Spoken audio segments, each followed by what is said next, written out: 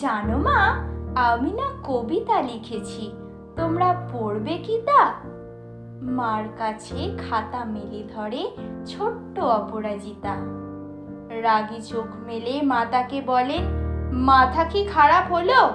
ছাইপাশ সব না লিখে বরং অঙ্কের খাতা খোলো। মুখ ভার করে গুটি গুটি পায়ে গেল সে বাবার কাছে। কবিতা লিখেছি, ও বাবা তোমার দেখার সময় আছে? মুখটি না তুলে বললেন বাবা, কবিতা লিখেছ? বেশ, পড়বো তো বটেই, আগে খবরের কাগজটা করি শেষ। অগত্যা গেল দিদির কাছে।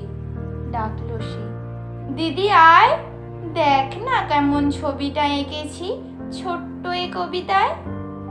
দিদির দু চোখ টিভির পর্দায় ঝলমলে রোশনাই, বলল, কবিতা তুই লিখেছিস? কবিতা না, ওটা ছাই।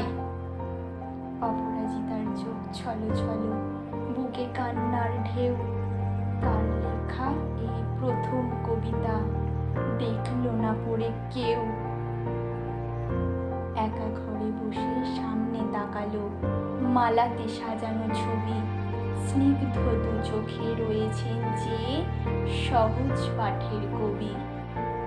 কবিতার খাতা মেলে সে ধরলো, ঠোঁট দুটো থরো থরো, বলল, ঠাকুর কেউ না পড়ুক, তুমি এ কবিতা পড়ো। কি জানি কি করে কি যে হয়ে গেল। এ কথার সাথে সাথে রবি ঠাকুরের মালা থেকে ফুল ছড়ল সে খাতা দিতে। মনে হলো তার সামনে দাঁড়িয়ে বুঝি রবীন্দ্রনাথ। মাথার উপরে রাখলেন তার আদির